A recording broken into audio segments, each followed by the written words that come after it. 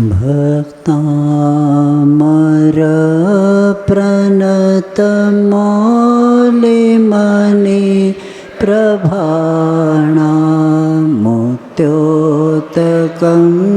दलितपापतमोविताण सम्यक् प्रणम्य जिनपादयुगं युगादा बालं भवं भवजले पततां जनानां यशस्तुतः सकलवाङ्मयतत्त्वबोधा दुद्बोधबुद्धिपटुभिः सुरलोकनाथे स्तोत्रे जगत्रितयचित्तहरे रुदारे तोषे किलाहमपि तं प्रथमं जिनेन्द्रम्। आचार्य मानतुंग मुनि महाराज अपने इस वर्तमान पर्याय का लक्ष्य आदर्श को रखे इष्ट देव की आराधना कर रहे हैं। इष्ट देव उनको कहा जाता है कि जिस आत्मा ने अंतिम लक्ष्य को प्राप्त किया है और ये भक्ति करने का लक्ष्य जिनके हम जिस आराध्य की मैं भक्ति कर रहा हूँ, आराधक बन के उस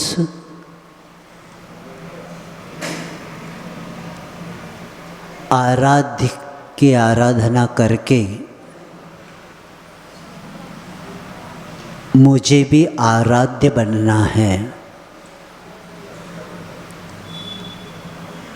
इसी लक्ष्य को लेके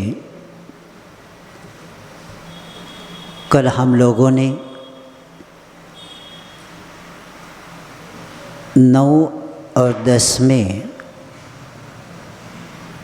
छंद में या पद्य में हम पढ़ के आए हैं कि आपकी चर्चा ही चरित्र की चर्चा करने वाला व्यक्ति भी चरित्र को प्राप्त कर लेता है, क्योंकि चरित्र की चर्चा करने वालों को दिशाबोध प्राप्त होता है। महान पुरुषों के चरित्र पढ़ने से दिशाबोध का ज्ञान हो जाता है। दिशा और बोध, दिशा ने सम्यक दर्शन और बोध आने सम्यक ज्ञान की प्राप्ति हो जाती है। तो इसलिए और उनका चरित्र ही हमारे जीवन रूपी नौका के लिए दिशा सूचक यंत्र का काम कर देता है। और ऐसे क्योंकि पहला आचार्य महाराज बताकर आए थे कि स्तुति मैं जो कर रहा हूँ सबके मन को मोहित करेगा, लेकिन 90वें छंद में कहते हैं कि स्वामी मैं मेरा पूर्व कथन मैंने जो किया था उसमें मैं बड़ा संशोधन करता हूँ। क्योंकि पहला क्या कहा था कि मैं जो स्तुति कर रहा हूँ सबके मन को हरण करेगा, लेकिन 90 इसमें कहते हैं मैं इसमें संशोधन करना चाहता हूँ। क्यों करना चाहता हूँ? क्योंकि आपकी निर्दोष स्तुति तो दूर, आपकी चर्चा ही पाप का नाशक है, तो स्तुति की बात में बाद में करता हूँ। इसलिए मैंने कहा था कि पापक क्षयात, आपकी स्तुति करने वाला भक्त की पाप का नाश होता है। तो कहते हैं मैं संशोधन करना चाहता हूँ कि सिर्फ आपकी चर्चा ही जब संसारी जीवों का पाप का नाश करने वाली है तो स्तुति तो दूर रही। उदाहरण बताकर आए हैं, सूर्य का उदय हो जाता है और वह पृथ्वी से कितनी योजन, 800 योजन दूर है, तो भी समोशरण की यानी सरोवर की कमल को क्या करता है, प्रकाश देता है। ये किसका प्रभाव है? सूर्य का प्रभाव को क्या, तो आपकी स्तुति का महिमा तो इसी बहुत निराली है। और कल अंत में बता कर आए थे कि हे जगत भूषण, भूषण भुवन भूषण, और आप की जो निष्काम भक्ति पूर्वक यथार्थ गुणों के द्वारा की गई आपकी स्तुति, क्या भक्त को भगवान नहीं बना सकता? तुल्या भवन्ति भवतो ननु तेन क्यों। नियम है कि हमारी भगवान की विशेषता है कि जो उनके चरणों में जाता है वो उन जैसे बन जाता है। अन्य दर्शन में कहाँ जाता है? मेरी शरण में आओ। क्या करना? मेरी शरण में आना। इसका मतलब है अंतिम समय तक आपको भक्त ही रहना है, भगवान नहीं बन सकते। लेकिन हमारे भगवान ने कभी नहीं ये कहा कि मेरी पूजा करते बैठना है। नहीं, भगवान कहते पूजा कर रहे, पूज्य बनने के लिए पूजा करो, हमारी पूजा मत करो। हमारी पूजा, मैं तो पूज्य बन गया, मैंने शाश्वत सुख को प्राप्त किया, तो हमारी पूजा करके क्या मिलने वाला है? लेकिन लक्ष्य हमारा रख के तो आप जो पूजन कर रहे हैं, लेकिन आपका लक्ष्य भी क्या होना चाहिए? पूज्य बनने के लिए पूजा होती है, पूजक रहने के लिए नहीं पूजा नहीं होती। तो ऐसे कि जब आपकी स्तुति भक्त को भगवान देती बना देती, तो इसमें विशेष विस्मय कार्य कोई बात है ही नहीं, क्योंकि ये किसका प्रभाव है? आप वीतरागी है। भगवान कैसे है? वीतरागी है। अतः किसी का भला भी नहीं करते, किसी का बुरा भी नहीं करते। तो ऐसे जब करते नहीं, लेकिन भगवान आपकी पूजा करते समय जो गुणों का स्मरण होता है वही हमारे जीवन के लिए मांगलिक है। भगवान के गुणों का स्मरण होना ही हमारी कर्मों की निर्जरा। क्योंकि गुणों का स्मरण कब होगा? जब अंतःकरण में निर्मलता आती। किसके कारण? भगवान के गुणगान करते समय हम तो दोषों के कोश है। किसके कोश है? दोषों के कोश है। हमारे पास दोष भरे हुए है। कौन सा दोष नहीं बताओ? संसारी के पास कौन से दोष नहीं? इसलिए आचार्य एक बार बता रहे थे, हम लोग दोषों के कोश है। और ऐसे दोष कब निकलेंगे? जब निष्काम वीतराग भगवान के गुणों का मांगलिक स्मरण, उनका गुणों का कीर्तन। और जब भगवान के गुणों का कीर्तन करते हैं, उस वक्त हमारे आत्मा में अंतःकरण में निर्मलता आती है। और अंतःकरण में निर्मलता आना ही धर्म को प्राप्त करना, और अंतःकरण में निर्मलता आना ही कर्मों की निर्जरा होना। तो इसीलिए आप वीतराग है, अतः किसी का भला बुरा नहीं करते और तथापि आपके गुणों का स्मरण मांगलिक है, तो हे नाथ, उस स्वामी के पास जाने से क्या प्रयोजन है? उसका एक ही प्रयोजन है, क्योंकि संसार में जो भी कार्य होता है अपने अपने आत्मा के कल्याण का लक्ष्य रखता है, तब व्यक्ति जाकर ये कार्य कर सकता है।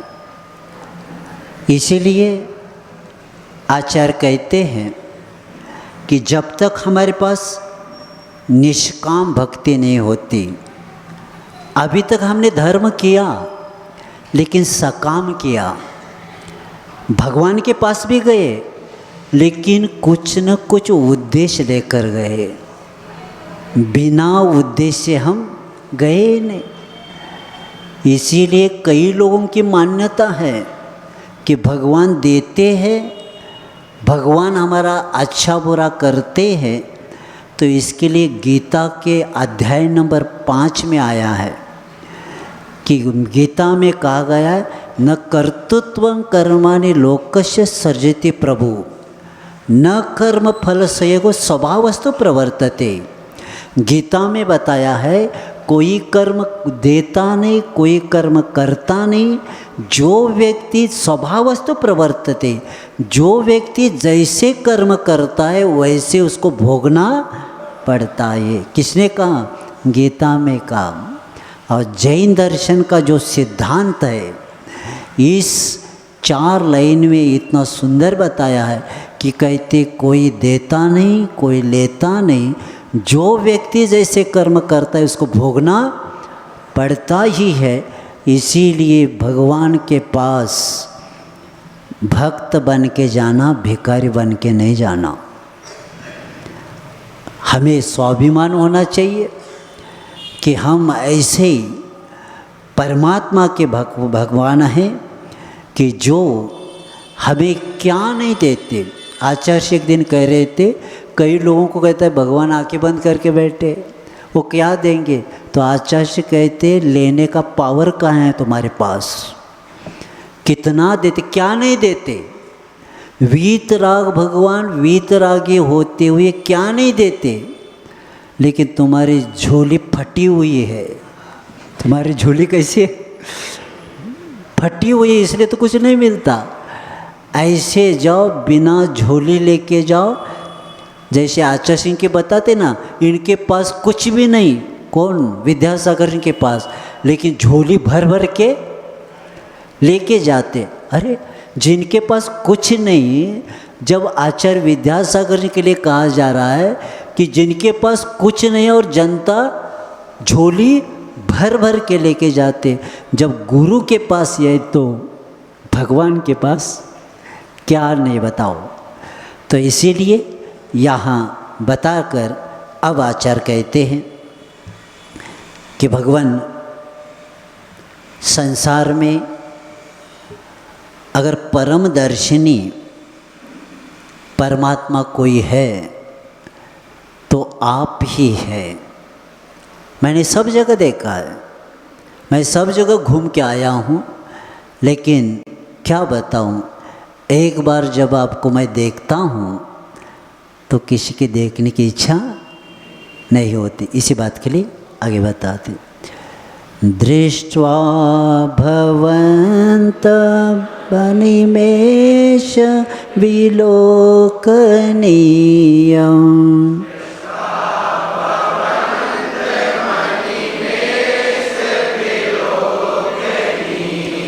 नान्यत्र तोषमुपयाति जनस्य चक्षुः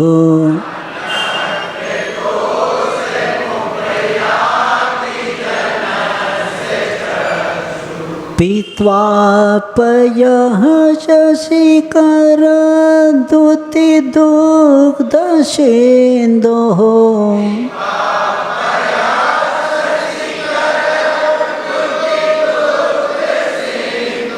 क्षारं जलं जलनिधेरसितुं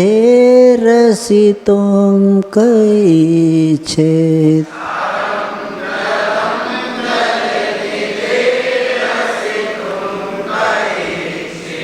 आचार्य कहते हैं कि हे परमदर्शिनी जिनेंद्र देव,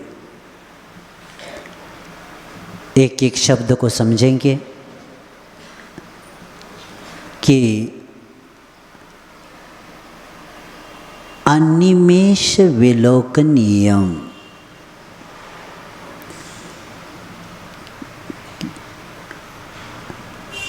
निमेष आँखों की पलकें को बोलते हैं,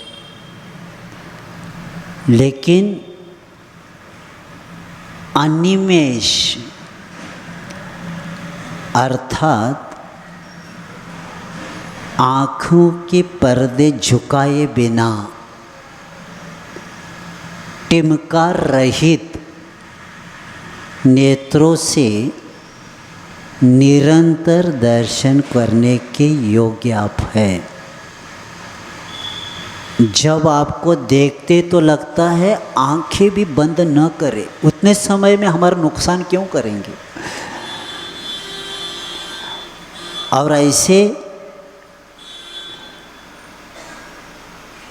जब भवंतम यानी हे जिनेंद्र भगवान, दृष्टवा यानी देख करके मनुष्य का क्या होता है, नेत्र अन्यत्र तोषम, और कहीं पर भी संतोष को प्राप्त नहीं होता। एक बार जब देखते हैं तो हम संतोष को प्राप्त होते हैं। और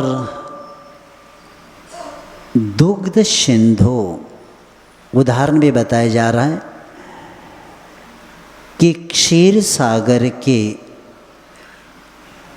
कैसी किरण है वो, शशिकर दूत यानी चंद्रमा की किरणों के समान जो धवल शुभ्र है, ऐसे पानी को पीने के बाद कौन पुरुष ऐसा है, जल निधे यानी लवण समुद्र के क्षारम, खारे पानी पीने की चखने के लिए, रसितु यानी चखने के लिए इच्छा करेगा क्या। बहुत अच्छा, क्या आचार्य महाराज जी ने ऐसी रचना करके हमें बार बार समझा रहे हैं, क्योंकि ज्ञानी को बार बार नहीं समझाना पड़ता, अज्ञानी को बार बार समझाना पड़ता, और दृष्टांत भी बार बार देना पड़ता।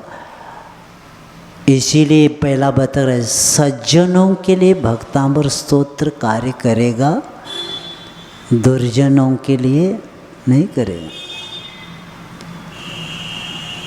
तो यहाँ आचार्य मानतुंग कहते हैं, क्योंकि इसके पहले 2 पद्यों में हम पढ़कर आए कि जिनेंद्र देव की स्तुति और चरित्र की चर्चा का महिमा, और इसमें आचार्य कहते, हे देवादिदेव, आप इतने अधिक स्वरूपवान हैं कि जिसके आँखों में आप एक बार समा जाते हैं वह निरंतर ही आपको टकटकी लगाकर देखता ही रह जाता है, वह अपने पलक भी बंद नहीं करता।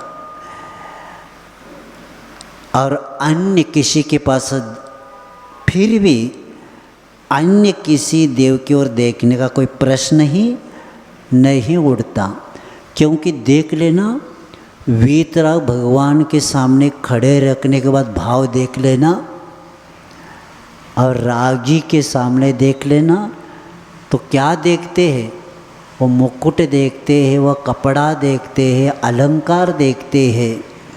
जो संसार में हम बाहर देखते वही हम देख के आते, नया कुछ है ही नहीं। क्योंकि एक जगह लिखा है नग्न रूप के बिना ब्रह्म दर्शन नहीं होता, दिगंबर के बिना ब्रह्म दर्शन नहीं हो सकता। क्योंकि कपड़े के साथ ये कृत्रिम है, प्राकृतिक रूप के बिना प्रकृति का ज्ञान स्वभाव का नहीं होता। तो इसीलिए आचार्य कहते हैं कि एक बार जो देखता है, तो इसीलिए उदाहरण बताया है कि क्षीर सागर के मधुर सुस्वादु निर्मल शीतल दुग्धोत्तम जल को पी चुकने के बाद ऐसा कौन सा पुरुष है जो लवण समुद्र के खारे पानी पीने की इच्छा करेगा। क्षीर सागर और लवण समुद्र दो शब्द आचार्य मानतुंग देकर बताते हैं, और ये बताने की ज़रूरत नहीं क्षीर सागर किसके लिए बताया और लवण समुद्र किसके लिए बताया। क्योंकि शीतल दुग्धोपम पानी मधुर पीने के बाद प्यास बुझ जाती है, लेकिन लवण समुद्र का पानी कितना भी पीते, खारा पानी पीता जाए प्यास नहीं बुझती। तो ये बात रखकर आचार्य कहते हैं जो वीतराग देव का भक्त होता है वो संतोष को प्राप्त होता है, इसलिए कहीं नहीं जाता। और जो सरागी के पास जाता है वो चेंज करता रहता है, आज ये कल वो, क्योंकि खारा पानी से प्यास नहीं बुझती, उसी तरह सरागता के साथ दर्शन की प्यास नहीं बुझती, क्योंकि और कोई है क्या देखता है। और वीतराग पास जाने वाला एंड, अब कहीं जाने की ज़रूरत नहीं। लेकिन वहाँ एंड और कौन है क्या, मेरे दुख को दूर करने वाला, और में कभी कम नहीं होता। और इसीलिए आचार्य कहते हैं कि कैसा है वीतराग देव का स्वरूप, तो कहते हैं कि प्रशम रस से परिपूर्ण है और मुख कमल हर्षोत्फुल्ल है। और भगवान को देखने के बाद क्रूर से क्रूर व्यक्ति भी क्या करता है, अपना क्रूरता छोड़ देता है। 1577 के आसपास का प्रसंग है। हैदर अली हासन तक पहुँचे हैं, तब उनको पता चला कि श्रवण बेलगोला में एक नग्न प्रतिमा खड़ी है। पूरे अपने सैन्य के साथ श्रवण बेलगोला में पहुंच गए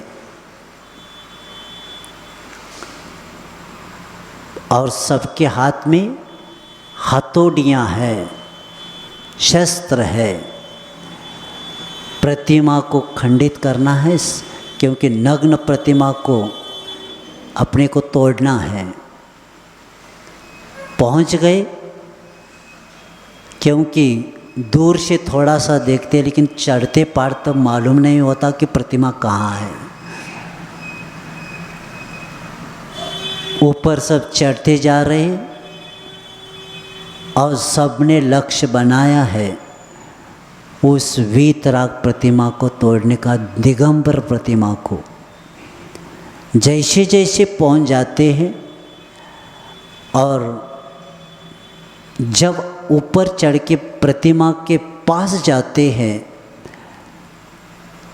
तब प्रत्येक व्यक्ति हथौड़ी हाथ में लेने वाला और हैदर अली भी प्रतिमा की ओर देखता गया। ऐसी प्रतिमा को देखने के कारण उसके हाथ, उसके शरीर में ऐसा कंपन होने लगा कि वीतराग को देखकर कि हैदर अली का हृदय भी परिवर्तित होगा और शस्त्र नीचे गिर गया। और ऐसे व्यक्ति जिनका लक्ष्य था प्रतिमा तोड़ने का, उसका भी हृदय परिवर्तित हुआ और उस दिन उन्हें संकल्प किया कि इसके बाद जीवन में कभी भी दिगंबर प्रतिमा मैं नहीं तोड़ूंगा। और श्रवण बेलगोला में एक फतवा निकाला कि इसके बाद हमारे समाज की ओर से एक भी मूर्ति खंडित नहीं होगी और उस क्षेत्र के लिए कितने गांव इनाम में दिया कि इसकी क्षेत्र की सुरक्षा के लिए। इतिहास के पन्ने देखो, क्या जानते तुम, कहाँ समय है जब हैदर अली का हृदय परिवर्तित हो सकता है वीतराग प्रतिमा को देख के। तुम तो बचपन से जैन कुल में हो, कितना परिवर्तन हुआ बताओ। अभी भी विश्वास नहीं तुम्हारा वीतराग के ऊपर। और एक व्यक्ति जीवन में जो देखता है, जिन्होंने जीवन भर दिगंबर प्रतिमा तोड़ता आ गया, लेकिन वीतराग श्रवण बेलगोला देखने के बाद जीवन में संकल्प किया कि इसके बाद जैन दिगंबर प्रतिमा मैं नहीं तोड़ूंगा। ये पढ़ो इतिहास में। तो ऐसे क्रूर व्यक्ति भी क्या कर सकता है, वीतरागता को देख के अपनी क्रूरता छोड़ सकता। इसीलिए आचार्य कहते हैं वीतरागता का क्या प्रभाव है। आप तो स्वाध्याय करने वाले हैं, जिन्होंने स्वाध्याय नहीं किया वो प्रतिमा को देख के वीतरागता को समझ लिया और कहता है कि इसके बाद जीवन में कभी भी मैं, किसी को रेफरेंस चाहिए तो मेरे पास आना, मैं बताऊंगा कहाँ कहाँ है। तो इसीलिए हमारा परम सौभाग्य है। इसलिए आचार्य श्री जब हमें मूलाचार पढ़ा रहे थे तो आचार्य श्री कहते थे हम कितने सौभाग्यवान हैं कि हमें निर्दोष देव मिले हैं। कैसे देव मिले? निर्दोष देव मिले। और जिसको निर्दोष देव मिलते तो समझ लेना उस व्यक्ति का कितना भाव कम हो जाएगा। एक बार भाव सहित वंदना करने से पद्म पुराण में बताया है, असंख्यात गुनी निर्जरा बताया है। तो हर रोज़ दर्शन करने वालों को तो क्या कहा जाए। तो इसीलिए आपको देखने के बाद किसका हृदय संतोष को प्राप्त नहीं होता। क्रूर से क्रूर व्यक्ति का भी हृदय संतोष को प्राप्त होता है। तो हमारा तो बचपन से नहीं, गर्भ से हमने सुना है भक्तांबर, गर्भ में हमने सुना है दर्शन पाठ, तो भी हमारा अभी भी निर्णय नहीं हो रहा है देव का। ये प्रमाद है आपका, ये आपकी कमियां हैं। और जैन कुल में जन्म लेने के बाद भी देव का निर्णय नहीं करने वाला जैन कहाँ का है। इसीलिए आचार्य कहते हैं कि परम दर्शनी अगर संसार में कोई है तो भगवान आप ही है, क्योंकि आपकी दृष्टि नासाग्र है। भगवान दृष्टि नासा, नासा क्या कहता है? न आशा, जिनके पास कोई आशा नहीं। जिसके पास आशा होती वही आंखें खोल के देखता है दूसरों को। और जिसके पास आशा नहीं वो नासा दृष्टि रखता है। कहाँ क्या है संसार में, किसको देखना, किसी को भी देखो राग और द्वेष के बिना कुछ होता ही नहीं। इसीलिए भगवान किसी को नहीं देखते, इसलिए हम सब उनको देखते हैं। अगर वो किसी को सब देखते थे तो हम वो क्यों देखते थे। तो इसीलिए नासा दृष्टि बताती है न आशा, नाक के अग्र पर दृष्टि करने के लिए बहुत बड़ी साधना चाहिए। और इसीलिए भगवान हमें उपदेश दे रहे, इधर उधर मध्य को कुछ भी होने वाला नहीं। और हाथ के ऊपर हाथ भगवान रख के हमें बताते तुम कितना भी काम करते जाओ कुछ मिलने वाला नहीं, क्योंकि कल्याण काम यानी इस हाथ से परिग्रह और आरंभ करने से नहीं होगा, हाथ के ऊपर कर के ऊपर कर, तो बाहर का कर बच जाएगा। जकात कर बोलते हैं ना उसको भी, बाहर जो होता है ना टैक्स, मराठी में कर बोलते, इधर आप क्या बोलते हैं मुझे पता नहीं, कर बोलते ना। हाँ, कर क्यों देना पड़ रहा है, इसीलिए कर के ऊपर कर नहीं रखते तब तक आपको कर देना पड़ेगा। जिस दिन कर के ऊपर कर रखेंगे तो बाद में आपको कर देने की जरूरत नहीं।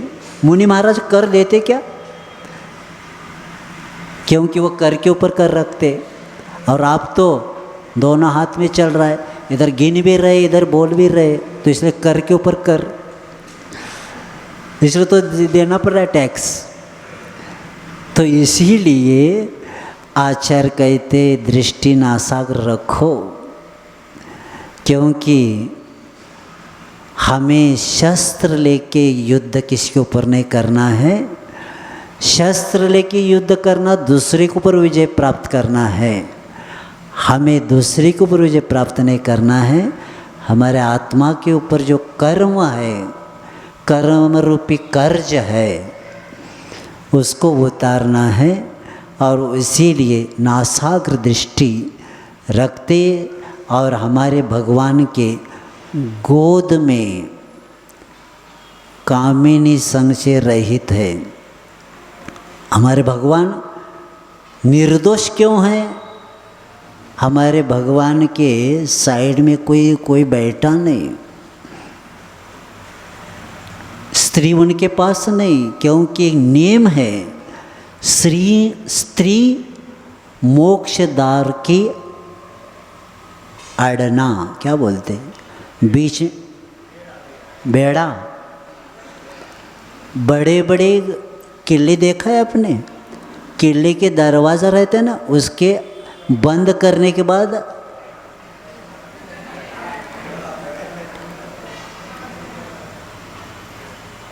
क्यों मालूम है, बड़े बड़े हाथी भी आ जाए तो भी वो दरवाज़ा खोल नहीं सकते वो लगाने के बाद। उसी तरह स्त्री मोक्ष मार्ग की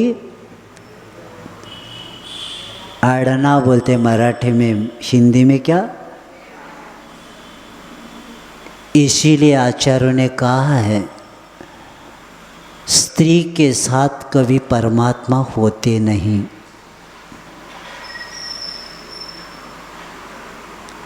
क्योंकि स्त्री ही संसार का कारण है। तो इसलिए हमारे भगवान के पास स्त्री नहीं है और युगल कर अस्त्र शस्त्रों से विहीन है। इसलिए हमने बताया शस्त्र आत्मा के लिए नहीं होता, शस्त्र पर व्यक्ति के लिए होता है। और इसीलिए विजय हमें बाहर प्राप्त नहीं करना है, विजय हमारे आत्मा को स्वतंत्र बनाना है। तो ये शस्त्र विहीन ही होना पड़ता है। ज्ञान सागर महाराज जी ने मानव धर्म में भगवान के वीतरागता का वर्णन करते हुए कहते हैं कि भगवान आप ही संसार में वीर है। तब ज्ञान सागर महाराज लिखते हैं वीर योद्धा को भी मैंने देखा है और भगवान आपको मैं देखता हूँ। वो वीर योद्धा जिनके छाती पर बाण आकर टकराते गिर जाते थे, जिनके छाती पर गदा मारने के बाद भी गदा गिर जाता था, लेकिन ऐसे योद्धाओं को प्रभाव उनके ऊपर नहीं पड़ता था, तो भी जिनके छाती पर बाण टकरा कर जाता था, इतना बड़ा योद्धा, ऐसे योद्धाओं को भी किसी की नज़रों से घायल होते मैंने देखा है। ऐसे योद्धा भी किसी की नज़रों के द्वारा घायल हुए हैं। क्यों घायल हुए? बाहर का शस्त्र सहन कर सकता है, लेकिन विषय वासना के से बच नहीं सकता। लेकिन आप वीर इसलिए है, आपके सामने अप्सरा भी नाचे तो भी भगवान आपके ऊपर प्रभाव नहीं पड़ता, क्योंकि आप वीतरागी है। ये बता के ज्ञान सागर महाराज जी कहते हैं इसलिए हमारे भगवान वीर है, और ये बता के इसलिए शस्त्र से विहीन है और मुद्रा कृत्रिम वस्त्राभूषण से, आपकी मुद्रा क्या है? यानी दिगंबर मुद्रा कृत्रिम वस्त्राभूषण से रहित है। हमारे भगवान वस्त्र क्यों नहीं पहने? हमारे भगवान आभूषण क्यों नहीं पहने? क्योंकि ये राग का कारण है, ये परिग्रह है, और परिग्रह के साथ भगवान हो नहीं सकते, क्योंकि आभरण पहना ये राग का वेग है। सोना कौन पहनता है? जिनके मन में राग होता है, जिसके मन में वीतरागता होती है। और ये भी याद रखना, आभूषण किसके लिए पहनते हैं? अपने लिए क्या दूसरों के लिए? ये पहला पूछना पड़ेगा। आभूषण किसके लिए पहनते हैं? सोना किसके लिए पहनते हैं? अपने लिए, दूसरों को दिखाने के लिए होता है। अगर चेन खरीदी किया जाए और कोई पूछा न जाए तब तक चैन नहीं बैठता, इसलिए बार बार बाहर निकाल के ऐसा करना पड़ता, क्योंकि किसी ने पूछा ही नहीं। मंदिर में जाने के बाद कोई पूछती थी कितने तोले का है, कहाँ से बना के लाए, तब चैन हो। तो हमारा ये प्रदर्शन है, और जैन दर्शन में प्रदर्शन नहीं चलता, दर्शन चलता। तो हमने क्या किया कि आभूषण, इसीलिए आभूषण भी, जब धागा नहीं चलता तो आभूषण की बात क्या करना। तो ऐसे जो प्राकृतिक रूप है, कृत्रिम नहीं।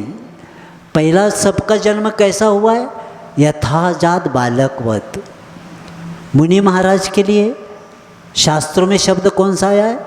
यथाजात रूप। यथाजात यानी जन्म लेते समय जो रूप था उसी रूप को धारण करेंगे तो कल्याण होगा। ये बाद में कृत्रिम बाद में आ गया। छोटा बच्चा देख लेना, जब मम्मी उसको नहलाती है, जिसको पहुँचती है, कपड़े लाने को जाती, तब तक वो भाग जाता है। मम्मी उसके पीछे, मम्मी नहीं माँ, हाँ माँ उसके पीछे लग जाती, तो कहते हैं रोको रोको, और दौड़ता है, तो बाहर भी आता है आंगन में, रोड में दौड़ने लगता है और उसके पीछे माँ लगती है और उसको पकड़ के कपड़े पहना देती है। जैसे जैसे बड़ा होता है अब एकांत में स्नान करना शुरू कर देता है। पहला सबके सामने करता था। जैसे जैसे विकार का विकास होता है वैसे वैसे एकांत में स्नान करना, कपड़े पहनना, ये कृत्रिम से सब काम शुरू होगा। जो यथाजात रूप था उसमें क्या होगा, ये सब आभूषण आभरण, ये जो आवरण ये आ गए, किसके द्वारा आ गए? राग के कारण आ गए।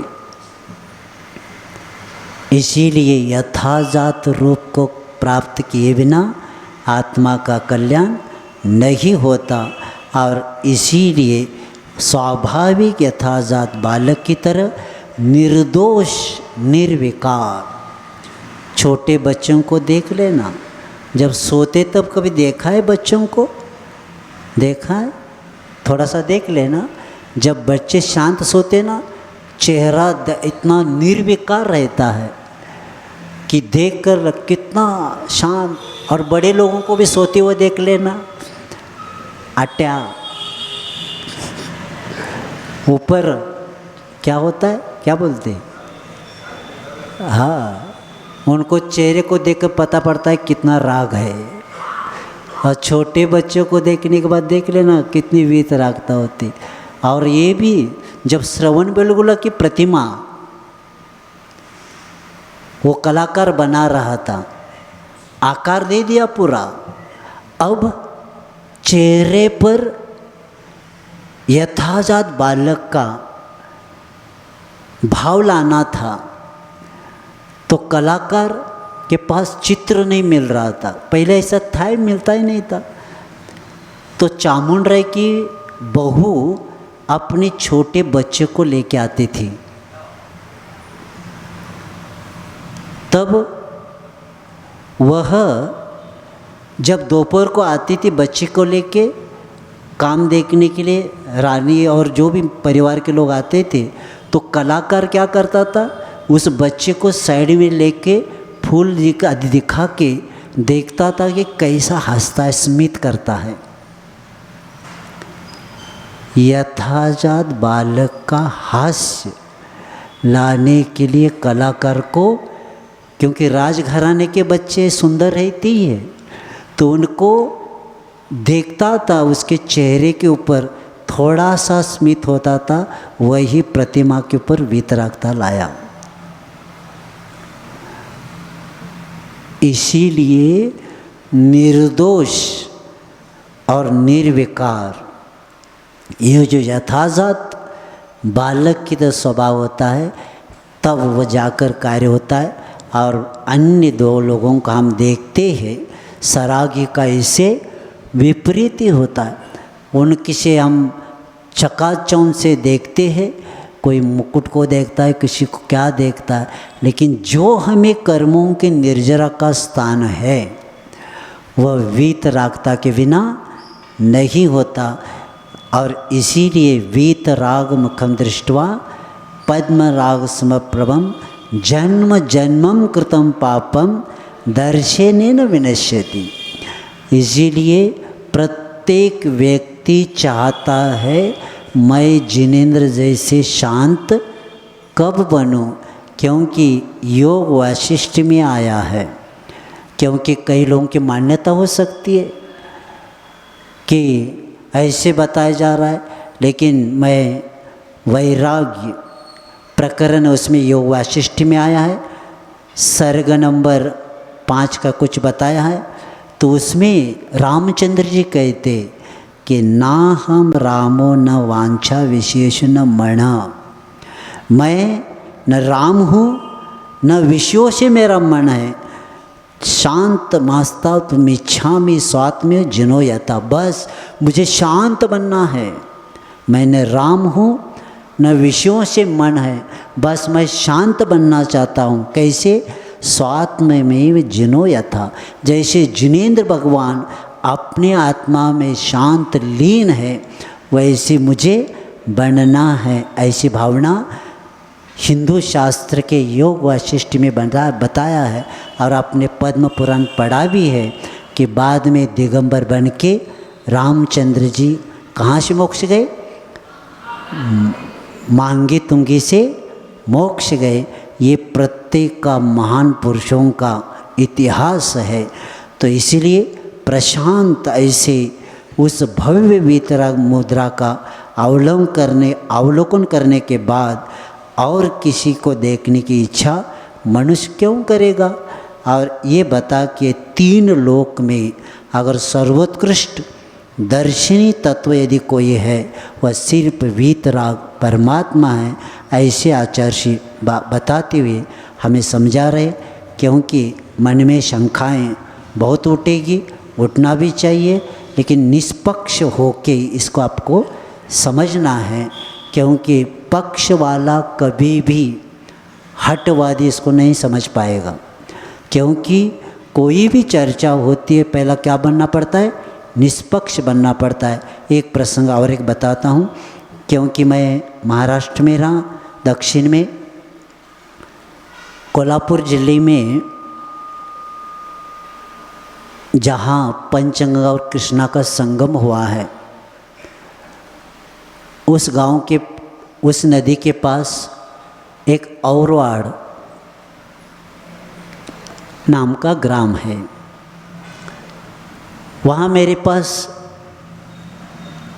एक मुजफ्फर हुसैन बहुत बड़े विद्वान व्यक्ति है, जिन्होंने इस्लाम और शाकाहार एक किताब लिखी है।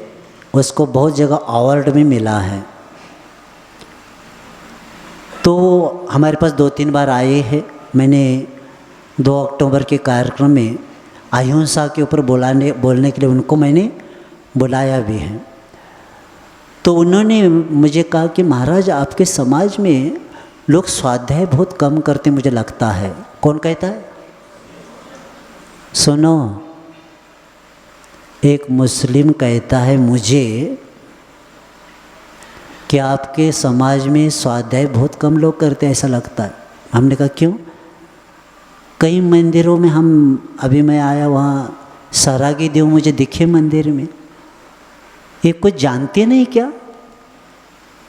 तो हमने कहा आपका व्याख्यान एक बार रखूँगा, आप ही समझाओ। तो उनके लेख है, लेख का नाम है 21वीं शताब्दी का धर्म जैन धर्म। ये प्रत्येक को सुनना है और जो नहीं आए उनको बताना है एक मुस्लिम व्यक्ति क्या बता रहा है आपको, जैन धर्म में क्या है। जैन धर्म नहीं, जीने का दर्शन है क्या। एक मुसलमान व्यक्ति बता रहा है जैनियों को ये जीने का दर्शन है। सरल भाषा में मैं कहूँ तो ये ओपन यूनिवर्सिटी यानी खुला विश्वविद्यालय है। क्यों का? प्राणी मात्र का कल्याण करने वाला संसार में कोई धर्म है तो जैन धर्म। और वो लिखते हैं आपकी जीवन का जो पहलू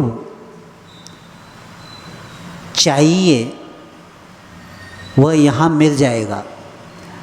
आपके जीवन के लिए जो भी चाहिए कहाँ मिलेगा? जैन धर्म में आपको मिल जाएगा। दर्शन ही नहीं बल्कि संस्कृति, कला, संगीत, भाषा, यह पूरा संगम जैन धर्म में है। जैन तीर्थंकरों ने संस्कृत को न अपनाकर पाली और प्राकृत को अपनाया। क्यों? कि वे जैन दर्शन को विद्वानों तक सीमित नहीं रखना चाहते थे। सिर्फ संस्कृत में होगा तो सिर्फ विद्वानों का विषय होता था। हम जैन भी इतना चिंतन नहीं किए, मुसलमान कह रहा है हमें, तो उसको सीमित नहीं रखना चाहते, बल्कि वह तो सामान्य आदमी तक पहुँचे और उसके जीवन का कल्याण करे, यह चाहते थे तीर्थंकर हमारे। तो दुनिया के देखो एक एक शब्द क्या लिखा, दुनिया के सभी धर्मों ने अपने चिन्ह तय किए हैं। इसमें कुछ हथियारों के रूप में, तो कुछ आकाश में चमकने वाले चांद और सूरज के रूप में। कौन कह रहा है?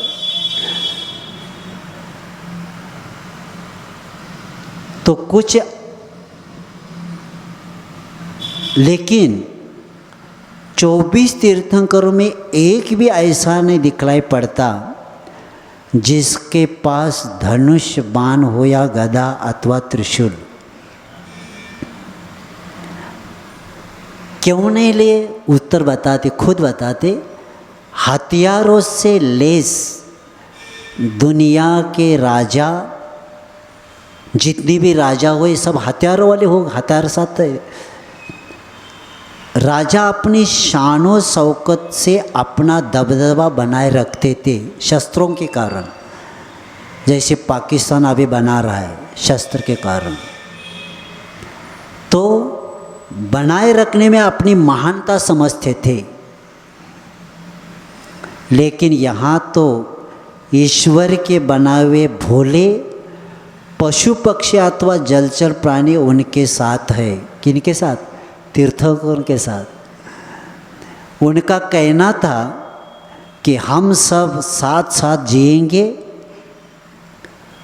और इस दुनिया को हथियार रहित बनाएंगे। और ये बना के, इसलिए हमारे भगवान अहिंसा का तत्व दिया। बिना हथियार से भी हम क्या कर सकते? विजय प्राप्त कर सकते। इंसान की सुविधा के लिए घोड़े, हाथी, गरुड़, मोर और न जाने किन किन को अपनी सवारी बना ली।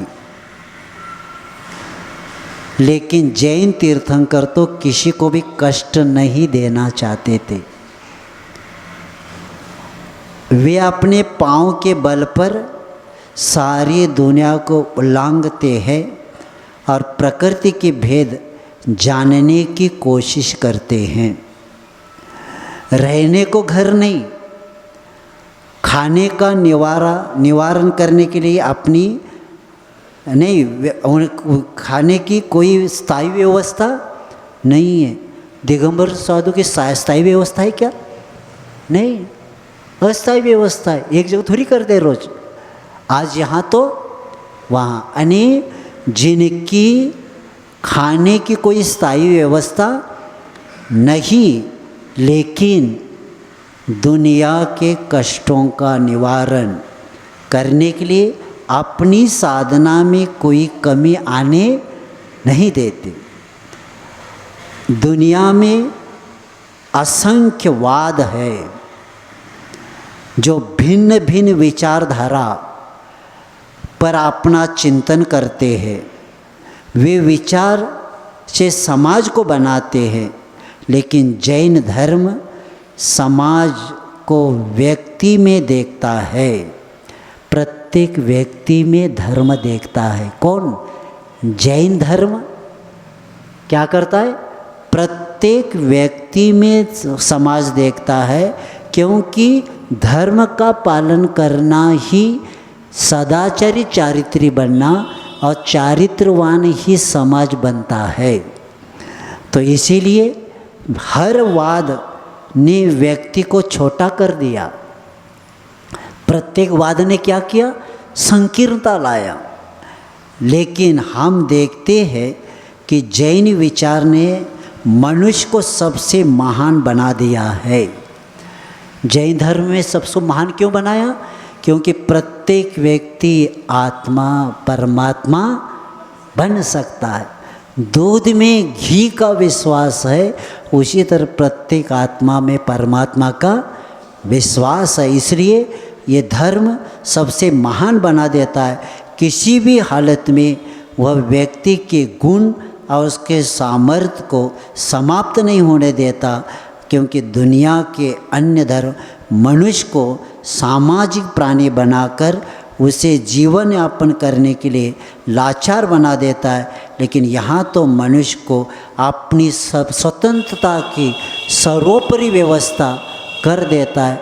ऐसा लेख बड़ा है, लेकिन मेरे पास समय नहीं है। कहाँ का चिंतन। जैन के बारे में एक मुस्लिम व्यक्ति, बहुत बड़े पत्रकार है, वो मुंबई में रहते हैं। तो इतने बड़े पत्रकार ने ऐसा विषय दिया कि जैन धर्म क्या है, जीने का दर्शन है। और इसीलिए, क्योंकि समय आपका हो गया है, विषय पूर्ण नहीं हुआ, लेकिन याद रखना कि हर व्यक्ति अन्य दर्शन का जैन दर्शन को समझ रहा है, लेकिन आपका प्रमाद इतना है कि जैन शब्द का अर्थ भी पता नहीं हमारे समाज में। कोई कहता है रात्रि भोजन त्याग करने वाला महाराज जैन, कोई कहता है अष्टमुलगुण का पालन त्याग करने वाला जैन, ये तो सदाचार में आता है। कोई कहता है आलू प्याज त्याग करने वाला जैन, ये तो सदाचार अभक्ष है, ये तो सदाचार में आता है। जैन की व्याख्या है जिन्नस्य उपासक जैन। जैन किसको कहते? जिनेंद्र भगवान की उपासना करने वालों को जैन कहते हैं। ये पहला आपके घर के सदस्य, आपकी बच्चियाँ, आपके बच्चों को ये पहला व्याख्या आज जाके आपको आपके घर में और अड़ोस पड़ोस वालों को जैनों की पहला व्याख्या आज बताना है आपको। जैन कुल में जन्म लेने से जैन कोई बनता नहीं। कब बनता है? जब जिनेंद्र भगवान की उपासना करता है तब बनता है। और जो जिनेंद्र भगवान का उपासक बनता है उसको जीने की कला आ जाती है, क्योंकि जैन की दूसरी व्याख्या है जीने की कला जिसको आ गई उसको जैन कहते हैं। तो इसीलिए यहाँ परम दर्शनी कोई है तो वीतरागमन, क्योंकि समय आपका हो गया। आज का पाठ करेंगे। नात्यद्भुत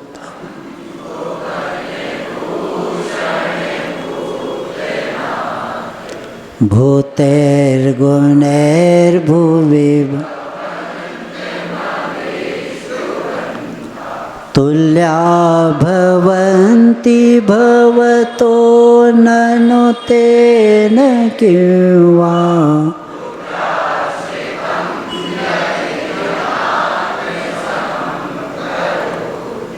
दृष्ट्वा भवन्तमनिमेषविलोकनीयं नान्यत्र तोषमुपयाति